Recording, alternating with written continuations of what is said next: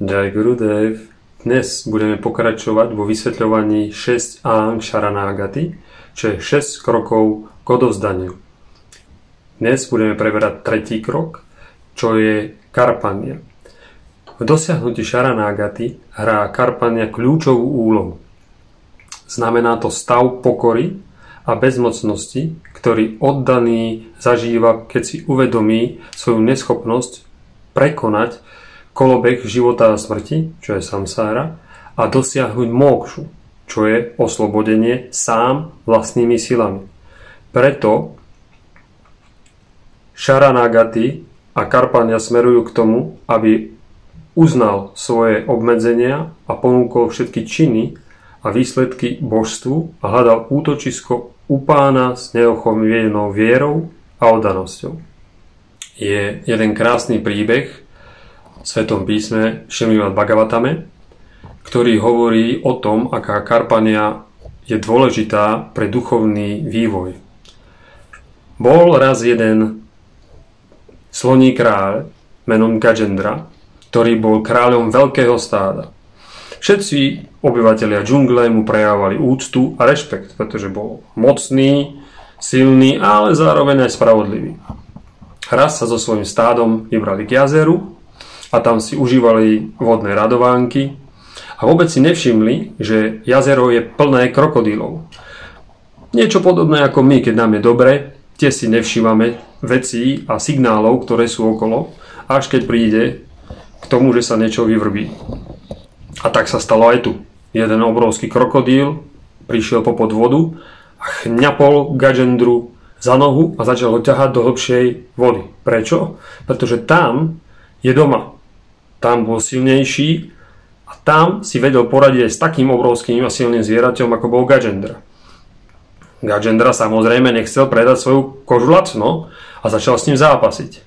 No ale počase museli začali ubúdať a zistil, že to sám nedá.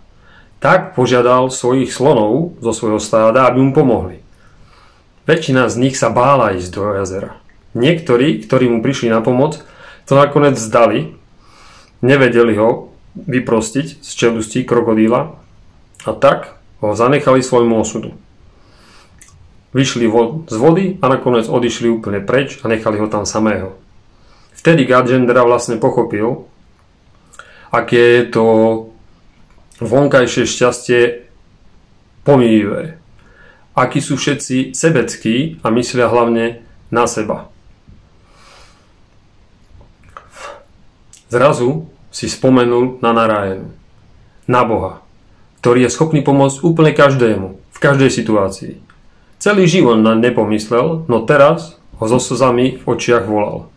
Prosím, Pane, iba Ty ma dokáže zachrániť. Ty si moje jediné útočisko. Poznáte to všetci. Keď náš život prikvačí, vtedy si spomenieme na Boha. Vtedy ho začneme volať, vtedy začneme sa modliť, vtedy ho začneme prosiť.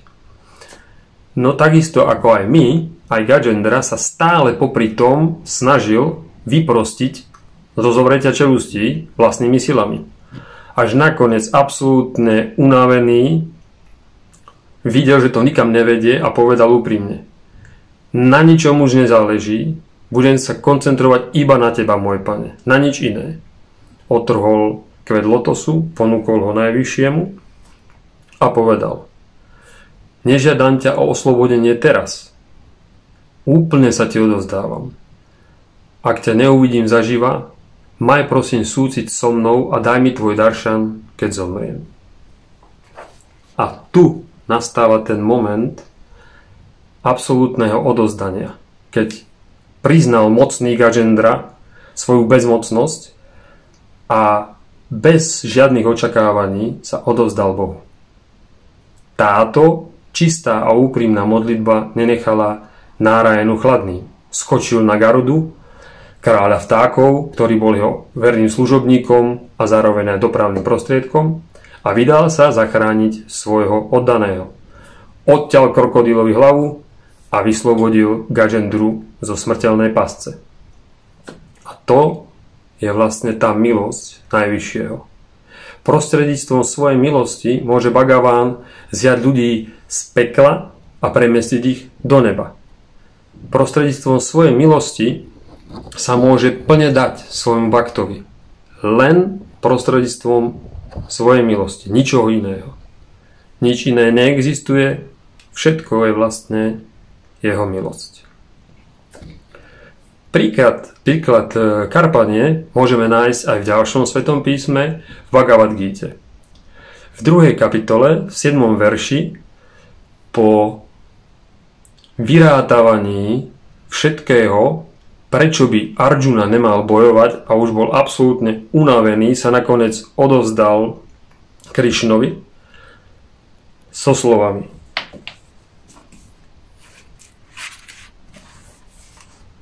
Moje srdce premohla slabosť a myseľ nevie, čo je mojou povinnosťou.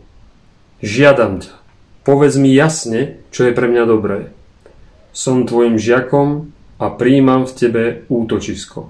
Prosím, uč ma. Tu, v tomto momente, sa z Krišnu, priateľa Arjunu, stáva učiteľ, guru. Pokyny gurua sú ako semienko zasadené do úrodnej pôdy. No keď prídete ku guruovi, vaša myseľ musí byť prázdna ako nádoba, ktorú on potom môže naplniť. Musíte mať vôľu podstúpiť túto zmenu, aby ste z toho mohli získať plný prospech. Vtedy nesmiete pozerať na to, či z toho budete mať nejaký úžitok, čo strácate, čo získavate. Vtedy, ako v prípade Arjunu, sa z najlepšieho priateľa Krišnu stáva najvyšší sprievodca a najvyššie božstvo. V tomto je veľkosť gurua. Guru nemá len jednu úlohu. Guru nie je len učiteľom. Preberá rôzne podoby. A to je preto, lebo guru nežije pre seba, ale pre nás, pre druhých, pre ostatných. Pomoc, podpora, múdrosť, sila a láska, ktorú dáva guru svojmu žiakovi, je ohromujúca a skvostná. Dúfam, že ste v týchto slovách našli inšpiráciu a skúsite sa ponoriť hlbšie do vašej duchovnej praxe, aby vám pomohli kráčať krok po kroku k odozdaniu svojej záťaže Bohu. Tešíme sa na vás v ďalšom pokračovaní nášho pásma o 6 angách Šaranágaty. Jai Gurudev.